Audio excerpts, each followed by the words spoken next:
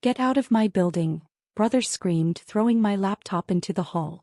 This is for real entrepreneurs. I said nothing. I left. The next morning at 8:47 a.m., his business received a lease termination. By 9:15 a.m., 47 missed calls. I'd owned the $14.2 million building since 2019. But let me back up. Because the morning my brother threw me out wasn't random. It was calculated. It was the culmination of 3 years of careful dismissal, strategic humiliation, and a family that confused silence for weakness. My name is Maya Chin. I'm 34 years old. And for most of my adult life I've been the disappointment. My brother Derek is 38. 4 years older.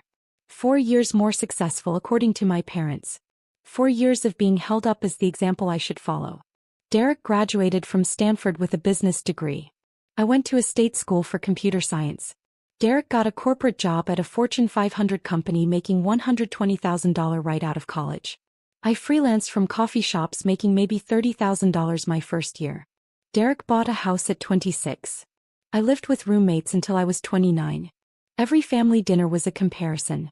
Every holiday gathering was a performance review where I was always found lacking. Derek closed a $2 million deal this quarter. Dad would announce, raising his wine glass. That's wonderful, I'd say. What are you working on, Maya? Mom would ask, her tone suggesting she already knew the answer would disappoint her. Some contract work. Web development. Database optimization. Still freelancing? The way she said it made it sound like a disease. Derek would lean back in his chair, smiling. Not gloating exactly. Just comfortable in his position as the favored child. The successful one. The one who made them proud. I learned to keep my head down. To stay quiet. To let them believe whatever they wanted to believe. What they didn't know was that in 2016 at 26 years old, I'd started building something. Not flashy. Not loud. Just valuable. I'd been doing contract work for a fintech startup. They needed someone who could build secure database architectures for financial transactions. I charged them $85 per hour. They were happy to pay it. That startup got acquired for $340 million in 2017. My equity? $2.8 million. I didn't tell anyone. Not my parents. Not Derek. Not the friends who thought I was still scraping by on freelance gigs. I took that $2.8 million and I did what I do best. I built. I started a consulting firm. Small. Specialized. We handled database security and optimization for financial institutions. Banks. Investment firms. Companies that moved billions of dollars and needed their infrastructure to be bulletproof. By 2018, we had 12 employees and $4.2 million in annual revenue. By 2019, we had 30 employees and $11.8 million in revenue. That same year I bought a building in downtown Seattle. 6 stories. Mixed-use commercial. Office spaces on floors 2 through 6. Retail on the ground floor. Purchase price. $14.2 million. I bought it through an LLC. Chin Property Holdings. Not my name on the paperwork that tenants saw. Just a corporate entity. A management company that handled leases and maintenance. Derek's company Apex Marketing Solutions leased the entire 4th floor. 4,200 square feet. $8,400 per month. He'd moved his growing agency there in late 2019, 6 months after I purchased the building. He had no idea he was paying me rent. At family dinners the script never changed. Derek's agency landed Boeing as a client. Dad announced in early 2020. $50,000 monthly retainer. That's impressive, I said. What about you, Maya? Still doing the computer thing? Still consulting? It's going well. Well, we can't all be entrepreneurs like Derek, Mom said, patting my hand. There's nothing wrong with hourly work. I wasn't doing hourly work. I hadn't done hourly work in 4 years. But I smiled and nodded. Derek bought a Tesla. Dad posted photos on Facebook with the caption, "Proud of my son's success." I drove a 2014 Honda Civic. Derek took Mom and Dad to Hawaii for their 40th anniversary. First-class tickets. Ocean view suite. Instagram photos every day. I sent a card and a $200 gift certificate to their favorite restaurant. It's the thought that counts, Mom said when she called to thank me. Then softer. Derek's gift was so generous. He's doing so well. I know, I thought. I can see his rent checks clearing every month. In 2021, Derek's business was expanding. He needed more space. The 4th floor wasn't enough. The building owner is letting us expand to part of the 3rd floor, he told me at Sunday dinner. Another 1,200 square feet. My business is scaling fast. That's great, I said. You should see the office, Maya. Really impressive setup. Conference rooms. Standing desks. We're building something special. What he didn't mention was that his expansion came with a $3,000 monthly rent increase. Or that I'd approved it through the property management company after reviewing his financials and confirming he could afford it. Why don't you come by sometime? Derek offered. I could show you how a real business operates. Maybe you could pick up some ideas for your consulting thing. Maybe, I said. I'd been to the building plenty of times. I visited every property I owned at least once a month. But I came through the parking garage. I met with the property manager in a ground floor retail space. I never went to the 4th floor. Derek didn't know I was there. By early 2022, I'd expanded my portfolio. 3 more commercial buildings in Seattle. 2 in Portland. 1 in San Francisco. Total portfolio value, $67 million. My consulting firm had grown to 55 employees. Annual revenue, $18.4 million. My personal net worth, $34 million. My family thought I was still freelancing. In March 2023, Derek called me. Unusual. We typically only saw each other at family events. Hey Maya. I need a favor. What's up? I need office space. Temporary. Maybe 2 weeks. We're doing a major build-out on the 3rd floor and construction's making it impossible to work. I'm looking for somewhere quiet where I can meet clients. Okay. You work from home, right? You still have that 1 bedroom in Capitol Hill? I actually owned a 3-bedroom penthouse in Madison Park worth $2.7 million. But Derek thought I lived in the same apartment I'd rented in my 20s. I do have space, I said carefully. Perfect. Can I use your living room? I'll bring my laptop. Maybe take a few calls. I'll be quiet. You won't even know I'm there. Something in his tone. Dismissive. Presumptuous. Like my space, my time, my home were just resources available for his convenience. Let me think about it, I said. Think about it? Come on, Maya. It's 2 weeks. You're not doing anything important. I let that sit for a moment. I'll get back to you, I said. I never did. He called Mom. Maya's being difficult about letting me work from her place. I don't know why she's being so selfish. Mom called me. Derek needs your help. Why are you making this hard? I have work to do, I said. My apartment isn't a co-working space. You're on your computer all day anyway. What difference does it make if Derek is there? I didn't argue. I just said no. The resentment started then. Derek began making comments at family dinners. Some people help family. Others just think about themselves. Must be nice to have so much free time that you can't spare 2 weeks. I guess when you're not building anything real, you get protective of your space. I didn't respond. I ate my dinner. I smiled politely. I left early. By June 2023, Derek was flying high. His agency had landed 3 major clients. He hired 12 more employees. He needed even more space. I'm taking the entire 3rd floor now, he announced at Sunday dinner. The building owner approved it. Apex Marketing Solutions is officially one of the top agencies in Seattle. Total rent for his expanded space, $14,600 per month. That's a significant expense, Dad said, impressed. We're doing $3.2 million in annual revenue now, Derek said. We can handle it. This is what scaling looks like. He looked at me. You should really come see the office, Maya. Might inspire you to think bigger with your little consulting thing. I'm good, I said. Come on. Seriously. Your family. I want you to see what I've built. I believe you. You know what your problem is? Derek leaned forward. You're afraid to think big. You're comfortable being small. That's why you'll never build anything that matters. Mom touched his arm. Derek, that's not. No, she needs to hear this. I've been watching her coast for years. Freelancing. Taking the easy path. No ambition. No vision. He turned to me. When are you going to stop playing it safe and actually try to build something real? I took a sip of water. I'm working on it. For how many years now? Come by the office. Maybe it'll motivate you. Maybe, I said. I never went. On September 14, 2023, I had a meeting scheduled at the building. A potential tenant for retail space on the ground floor. A coffee shop chain looking to expand. The meeting was at 2 p.m. in the property manager's office. I arrived at 1:45. Parked in my designated spot in the garage.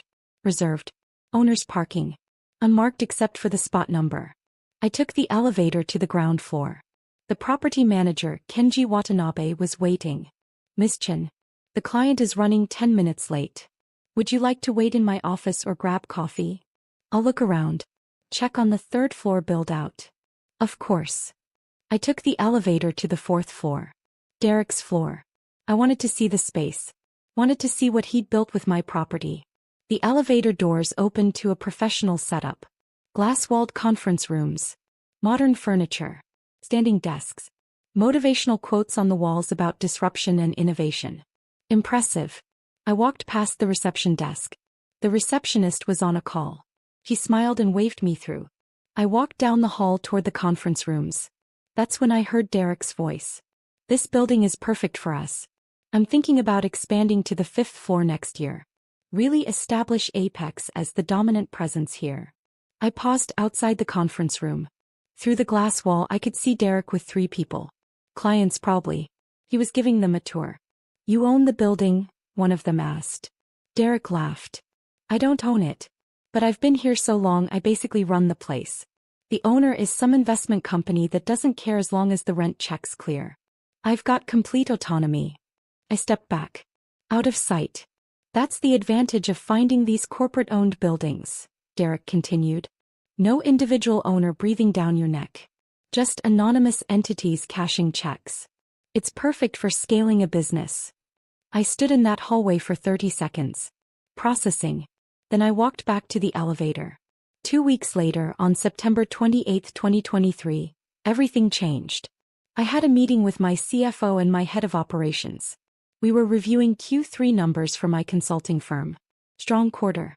$5.1 million in revenue. Margins improving. Team growing. I suggested we meet at a coffee shop near the building. Close enough that I could check on a maintenance issue after our meeting. We met at 10 a.m. By 11:30 we'd finished our review. Want to see something interesting? I asked my CFO Jennifer Park. Always. Follow me. We walked 2 blocks to my building. Entered through the front. Took the elevator to the 4th floor. Derek's floor. The receptionist recognized me from my previous visit. Can I help you? I'm looking for Derek Chen. I'm his sister. Oh. He mentioned you. Go on back. Conference room B. We walked past the desks. Past the employees working on campaigns and strategies. I knocked on the conference room door. Derek looked up. Saw me. His expression shifted from concentration to annoyance. He stood and came to the door. Maya? What are you doing here? I wanted to see your office. You've been inviting me for months. He looked at Jennifer. Who's this? Jennifer Park. My CFO. Your CFO? He laughed. For what, your freelance consulting? Something like that. Derek stepped into the hall, closing the conference room door behind him. Look, I'm in the middle of something important. This isn't a good time. I'll just look around quickly. Maya, no. This is a professional workspace. I can't have people just wandering around. We have client confidentiality issues. Security protocols. I'm your sister. And this is my business. You can't just show up unannounced. Jennifer shifted beside me. She'd met Derek once at a family event. She knew the dynamic. We'll go, I said. Sorry to interrupt. Yeah. Derek ran his hand through his hair. Look, maybe call next time. I can schedule something. Give you a proper tour when we're not busy. We walked back to the elevator. In the lobby, Jennifer turned to me. That was uncomfortable. It's fine. Maya, that's your building. I know. He just kicked you out of your own property. I know. What are you going to do? I thought about it. About 3 years of rent checks. About Derek's dismissive tone. About being called a freelancer in my own building. Nothing yet, I said. I'm just watching. On October 12, 2023, I got a call from Kenji, my property manager. Miss Chen, we have a situation. What's wrong? Derek Chen's company is requesting significant modifications to their space. They want to remove a load-bearing wall to create a larger open office concept. Did they submit the proper modification request forms? They did. But they also indicated that since they're practically running the building, they assumed it would be approved automatically. I was silent. There's more, Kenji continued. Derek personally called me yesterday. Told me that any delays in approval would be unacceptable. He said he'd speak to the owners directly if I couldn't handle this efficiently. What did you tell him? I told him I'd forward his request to ownership and they'd review it according to standard protocol. Good. Deny the modification request. Deny it. Yes. The structural engineering report shows removing that wall would require extensive reinforcement. Minimum cost, $85,000. Under the lease agreement, structural modifications of that scope require tenant funding and cannot proceed without owner approval. Deny it. Understood. And Kenji, when you deliver the denial, make it clear it came from ownership. No explanations. No negotiations. Just no. I'll send it today. I hung up. 2 hours later, Derek called me. Maya, you're not going to believe this. The building owner is being completely unreasonable about a simple office modification. That's frustrating. I'm thinking about breaking the lease. Finding a building where the owner actually understands business. Maybe I'll buy my own building. Show these corporate investment companies how real entrepreneurs operate. You should do what's best for your business. I'm serious. I might move Apex to a different location. Somewhere I have more control. I said nothing. Anyway, I'm calling because Sunday dinner is at Mom and Dad's. They're doing a special celebration for my 5-year business anniversary. You should come. I'll be there. Sunday, October 15, 2023. Mom's dining room table was covered with Derek's achievements. A blown-up photo of his office. A framed article from Seattle Business Magazine featuring Apex as one of the rising stars in marketing. Derek held court, telling stories about difficult clients and successful campaigns. The thing about building a real business, he said looking at me, is that you can't be afraid of risk. You can't play it safe. You have to bet on yourself. Absolutely, Dad agreed. Maya, you've been consulting for what, 8 years now? About that. Don't you ever want to build something bigger? Hire people. Scale up. I'm comfortable where I am. That's the problem. Comfortable. You know what comfortable gets you? Nowhere. Derek stood walking to the photo of his office. This office space? I fought for it. Negotiated hard. Built something physical. Something real. Not just code on a computer. An actual business with actual people and actual presence. It's very impressive, Mom said. Thanks. And honestly, I'm thinking about buying the building. The owner is difficult to work with. Doesn't understand the modern workplace. I've been talking to some investors about putting together a purchase offer. I took a sip of wine. How much is the building worth? Commercial real estate like that in downtown Seattle? Probably $12 million. Maybe $13 million. I'm thinking I can offer $11 million and negotiate. That's quite a bit of capital. That's why I'm talking to investors. People who understand vision. People who aren't afraid to think big. He looked directly at me when he said it. You should probably research the building before making an offer, I said quietly. I've been there for 4 years, Maya. I think I know the building. Do you know who owns it? Some Chin Property Holdings. Generic corporate entity. The room went quiet. Mom looked at me. Then at Derek. Then back at me. Chin Property Holdings, she said slowly. It's a common name, Derek said. Probably some Chinese investment group. I set down my wine glass. It's not an investment group. How would you know? Because I'm Chin Property Holdings. I've owned that building since 2019. The silence was absolute. Derek laughed. What? I bought the building on March 15, 2019 for $14.2 million. You moved your office there 6 months later. You've been paying me $8,400 per month in rent. Later increased to $11,600. Now $14,600 after your recent expansion. Dad's fork clattered against his plate. That's not funny, Maya, Derek said. I pulled out my phone, opened my email, pulled up the lease agreement, slid my phone across the table to Derek. He stared at the screen. His face went white. You own the building? Yes. Since 2019? Yes. Why didn't you tell me? You never asked. You called it some investment company that doesn't care as long as the rent check's clear. You said you basically run the place. I wanted to see how long you'd keep saying that while paying me rent. Mom stood. Maya, is this true? I pulled up my banking app. Showed her the account. Chin Property Holdings LC. Current balance, $2.4 million. Property management expenses. Rent deposits. Including Derek's rent checks. Oh my God, Mom whispered. Derek was reading through the lease agreement on my phone. This signature. This is mine. Yes. You signed a 5-year lease in September 2019. 3-year renewal option. You exercised that option last year. The property manager. Kenji. He works for you. I hired him in 2019. The modification request I submitted. You denied it. I did. Structural concerns. Also, you were rude to my property manager. Derek set my phone down. His hands were shaking. For years, he said quietly. 4 years I've been telling everyone how I built my business. How I chose the perfect office space. How I negotiated a great lease. You did negotiate a great lease, I said. Fair market rate. Good terms.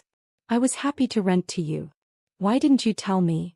Because you were so proud of what you'd built. I didn't want to take that away from you. That was a lie. The real reason was that I wanted to watch. Wanted to see how long he'd dismiss me as a failed freelancer while writing rent checks to my company. Wanted to see how much confidence he'd build on a foundation I owned. This is insane, Derek said. This is business, I replied. Derek stood. You've been lying to us for 4 years. I haven't lied about anything. I just didn't volunteer information you never asked for. We're family. You're supposed to share these things. Like you shared how much you look down on me. How you think I'm a failure. How my work doesn't matter. I never said. You said it at every family dinner. Every holiday. Every time you talked about real business and real success and real entrepreneurs. You made it very clear what you think of me. Mom sat back down. Maya, honey, we didn't know. You didn't know because you didn't ask. You assumed.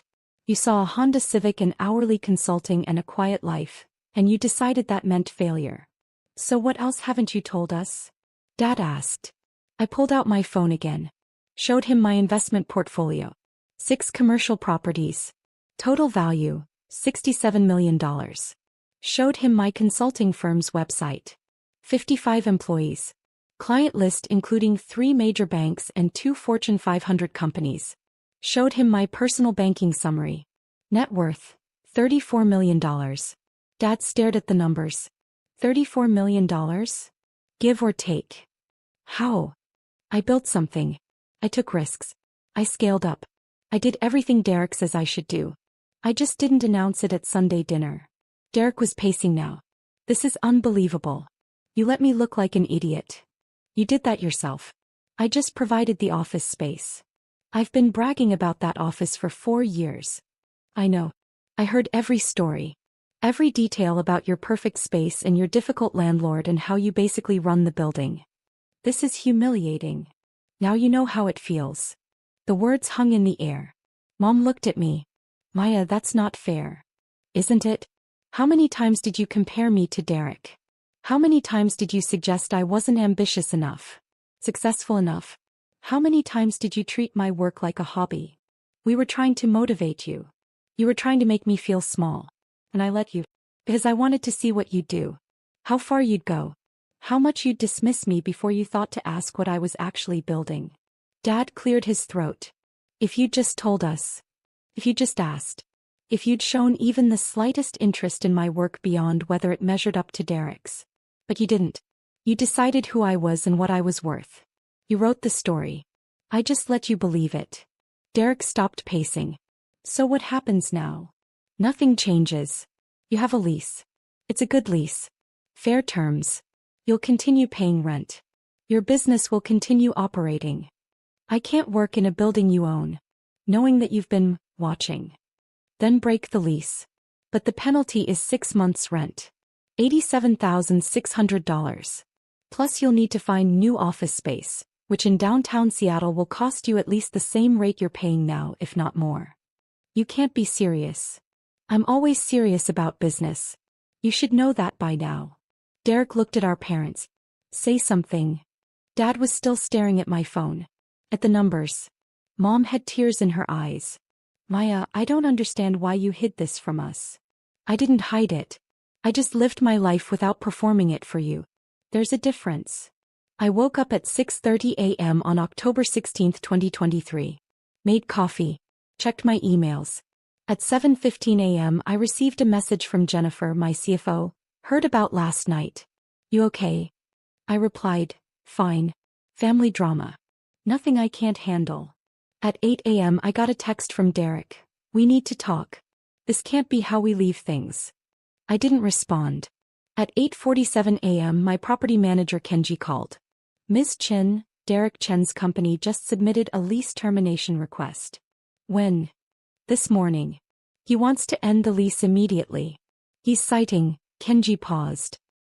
He's citing irreconcilable conflict of interest with ownership. Remind him of the early termination terms. I did. He said he doesn't care about the penalty. He wants out. Process the termination. 6 months rent due within 30 days. He has 60 days to vacate the premises. Understood. There's one more thing. What? He requested that I remove you from the property access list. He doesn't want you entering the 4th floor while his company is still there. I laughed. Actually laughed. Tell him that as the property owner, I have legal right to access all areas of my building with 24-hour notice. But I won't be visiting. He can have his 60 days in peace. I'll let him know. At 9:15 a.m., my phone started blowing up. Derek, we need to talk. Mom, please call me. We need to discuss this as a family. Derek, Paya, answer your phone. Dad, this is getting out of hand. Derek, I'm serious. Pick up. Mom, your brother is very upset. Derek, fine. Be that way. I turned my phone on silent and went for a run. By noon, Derek had called me 47 times. I called him back at 12:30 p.m. Maya, finally. We need to fix this. There's nothing to fix. You submitted a lease termination. Kenji is processing it. You'll receive the final terms in writing by end of day. I don't want to end the lease. I want to talk about this. You literally told my property manager you want out due to irreconcilable conflict of interest. I was angry. You blindsided me. I stated facts at a family dinner. You're the one who made it about business. How am I supposed to run my company knowing my sister owns the building? Knowing she's been watching me for 4 years. The same way you've been running it. Nothing has changed except your knowledge of it. Everything has changed. I was quiet for a moment. Then, Derek, do you remember what you said to me in March? When you asked to use my apartment for 2 weeks. What? You said I wasn't doing anything important. You said I was on my computer all day anyway. You said it wouldn't make a difference if you were there. That's not. And at Sunday dinners. You said I was afraid to think big. That I was comfortable being small. That I'd never build anything that matters. I was trying to motivate you. You were trying to make yourself feel superior. And the whole time you were paying me rent. Building your success in a space I owned. With money that went into my accounts. Derek was silent. So yes, everything has changed, I continued. But only because you now know what I've known all along. That your success story includes a chapter where your failed freelancer sister owned the building you're so proud of. That's not fair. Business rarely is. Lease termination papers will be delivered by 5 p.m. 6 months rent due in 30 days. Vacate in 60 days. Those are the terms you signed. I hung up. For the next week I didn't attend family dinners. Didn't answer calls from my parents. Didn't engage with Derek's increasingly desperate messages. My property manager Kenji kept me updated. Day 2. Derek requested a meeting to discuss options. Kenji told him all communications must go through the legal terms of the lease. Day 3. Derek's business partner called asking if there was any flexibility on the termination penalty. Kenji said no. Day 4. Derek showed up at the property management office demanding to speak with ownership.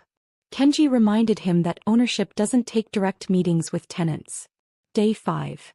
Derek's attorney sent a letter suggesting the lease termination penalty was excessive and potentially unenforceable.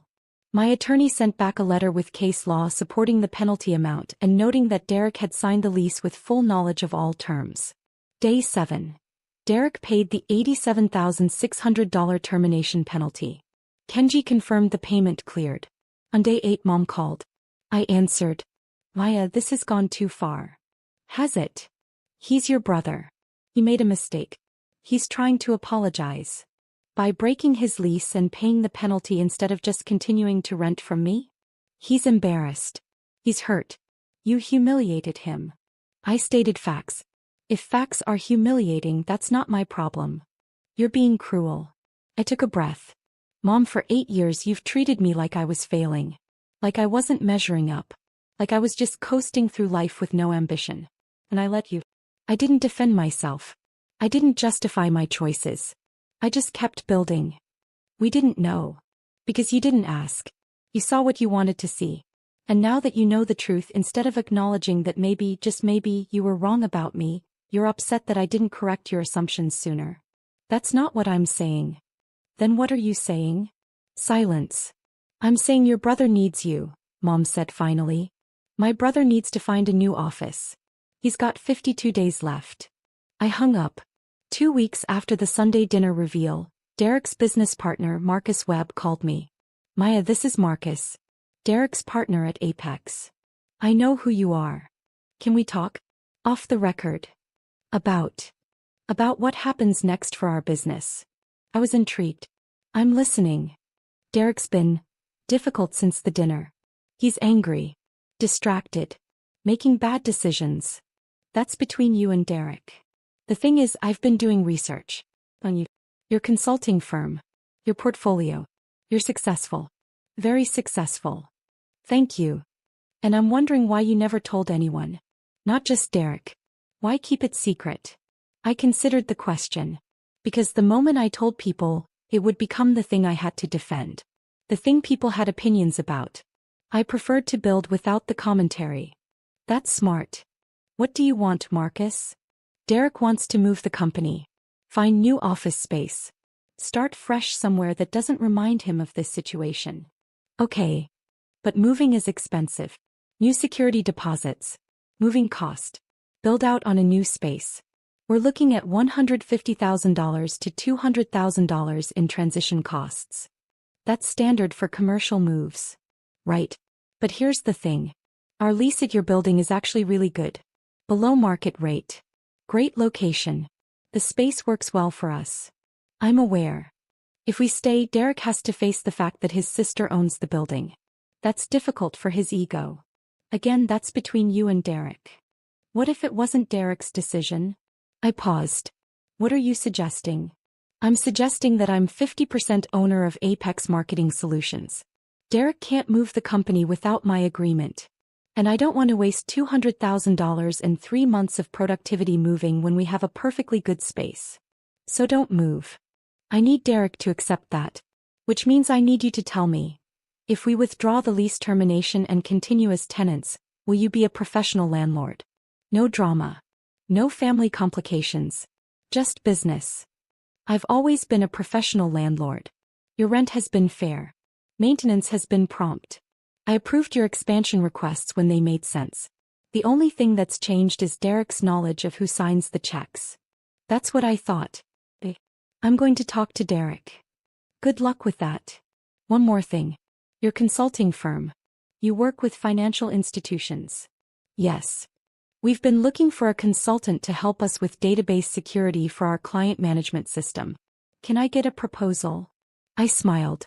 Email my business address. We'll set up a meeting. 3 days later, Derek called me.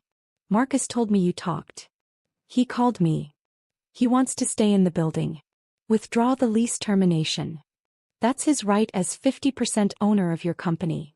You put him up to this. I did nothing. He made a business decision. Derek was quiet. Then, if we stay, I need to know you're not going to, I don't know, use this against me. Use what against you?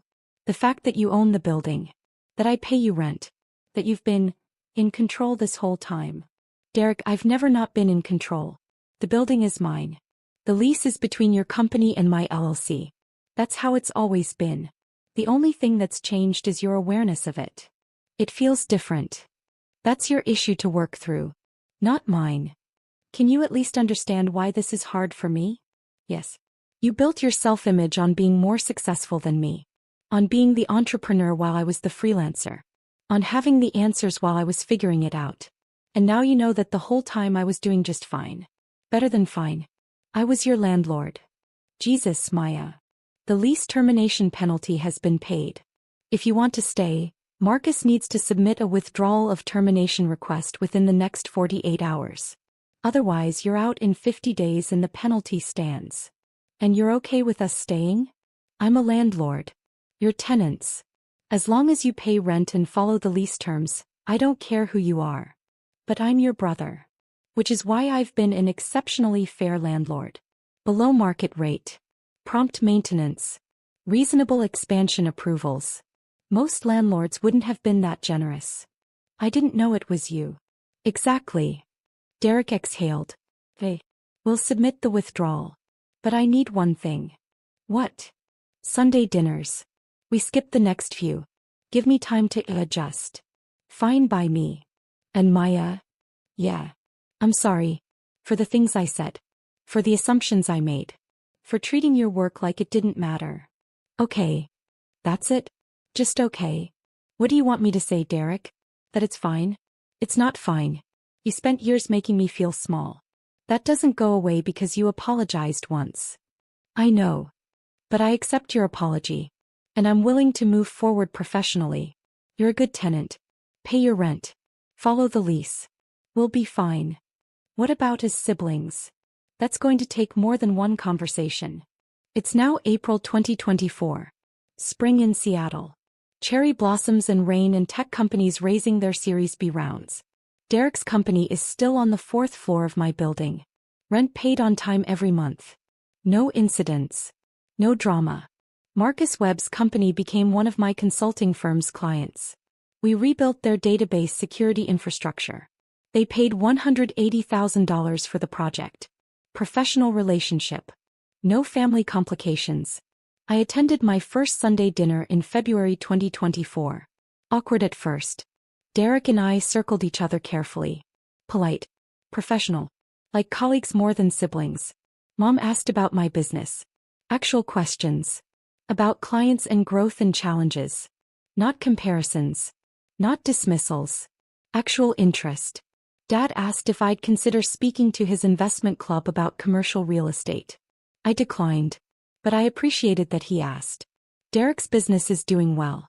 They landed a major contract with a regional healthcare system. He told the story at dinner without the usual bravado. Just facts. Just updates. The 4th floor space is working out well, he said, looking at me. Good location. Fair terms. Glad to hear it, I said. Later, as I was leaving, Derek walked me to my car.